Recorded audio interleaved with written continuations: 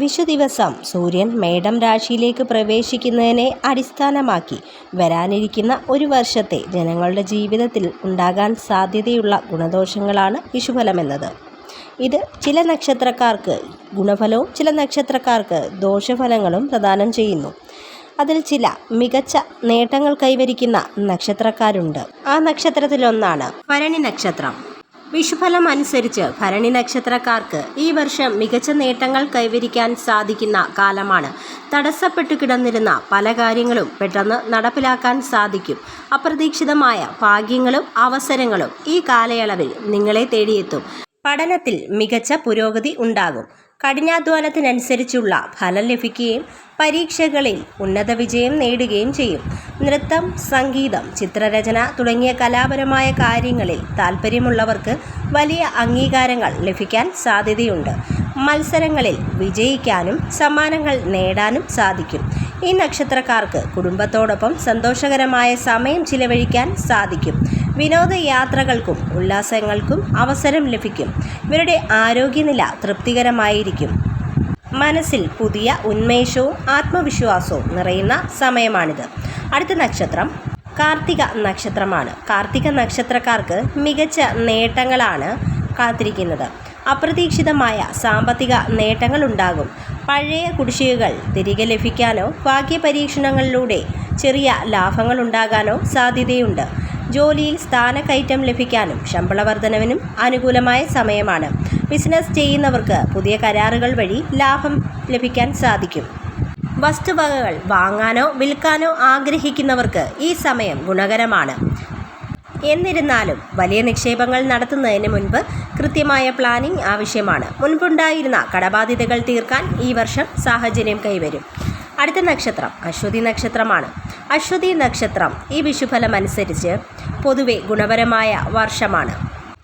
പുതിയ വരുമാന സ്രോതസ്സുകൾ തുറന്നു കിട്ടാൻ സാധ്യതയുണ്ട്. കിട്ടാക്കടങ്ങൾ തിരികെ ലഭിക്കാനും സാമ്പത്തിക നില മെച്ചപ്പെടാനും ഈ കാലയളവ് സഹായിക്കും. ജോലിയിൽ സ്ഥാനക്കയറ്റത്തിനും ശമ്പള വർധനവിനും സാധ്യതയുണ്ട്. വിദേശത്ത് ജോലി ആഗ്രഹിക്കുന്നവർക്ക് അനുകൂലമായ അവസരങ്ങൾ വന്നുചേരും. വിദ്യാർത്ഥികൾക്ക് പഠനകാര്യങ്ങളിൽ കൂടുതൽ ശ്രദ്ധ കേന്ദ്രീകരിക്കാനും പരീക്ഷകളിൽ മികച്ച വിജയം നേടാനും സാധിക്കും. ഉപരിപഠനത്തിന് ആഗ്രഹിക്കുന്നവർക്ക് നല്ല സമയമാണ്. കുടുംബത്തിൽ സന്തോഷവും ഐശ്വര്യവും നിലനിൽക്കും. തടസ്സപ്പെട്ടു കിടന്നിരുന്ന മംഗളകർമ്മങ്ങൾ നടക്കാൻ സാധ്യതയുണ്ട്. വീട് പുതുക്കിപ്പണിയാനും പുതിയ വാഹനം വാങ്ങാനും യോഗമുണ്ട്. പൊതുവെ ആരോഗ്യസ്ഥിതി തൃപ്തികരമായിരിക്കും. അടുത്ത നക്ഷത്രം പൂരം നക്ഷത്രമാണ്. പൂരം നക്ഷത്രക്കാരെ മികച്ച നേട്ടങ്ങൾ കാത്തിരിക്കുന്നു. മികച്ച തൊഴിലവസരങ്ങൾ വന്നു ചേരും. ജോലിയിൽ സ്ഥാനക്കയറ്റത്തിനോ ശമ്പള വർധനവിനോ സാധ്യതയുണ്ട്. പുതിയ ഉത്തരവാദിത്തങ്ങൾ ഏറ്റെടുക്കാനും വിദ്യാർത്ഥികൾക്ക് പഠനകാര്യങ്ങളിൽ കൂടുതൽ ശ്രദ്ധ കേന്ദ്രീകരിക്കാനും പരീക്ഷകളിൽ മികച്ച വിജയം കൈവരിക്കാനും സാധിക്കും. കല, സംഗീതം, സാഹിത്യം തുടങ്ങിയ മേഖലകളിൽ പ്രവർത്തിക്കുന്നവർക്ക് മികച്ച അംഗീകാരങ്ങളും പുതിയ അവസരങ്ങളും തേടിയെത്തും. കുടുംബത്തിൽ സന്തോഷവും സമാധാനവും വന്നു ചേരും. ബന്ധുക്കളിൽ നിന്നും സുഹൃത്തുക്കളിൽ നിന്നും പിന്തുണ ലഭിക്കുന്നതാണ്. അടുത്ത നക്ഷത്രം ഉത്രം നക്ഷത്രമാണ്. ഉത്രം നക്ഷത്രക്കാർക്ക് ഈ വിഷുക്കാലം മികച്ച നേട്ടങ്ങൾ തേടിയെത്തും. ഇവരുടെ ജീവിതത്തിലുണ്ടായിരുന്ന എല്ലാ പ്രതിസന്ധികൾക്കും മാറ്റം വരുന്ന സമയം കൂടിയാണ്. കുറേ നാളായി മുടങ്ങിക്കിടന്നിരുന്ന സാമ്പത്തിക ഇടപാടുകൾ പുനരാരംഭിക്കാൻ ഇവർക്ക് സാധിക്കും.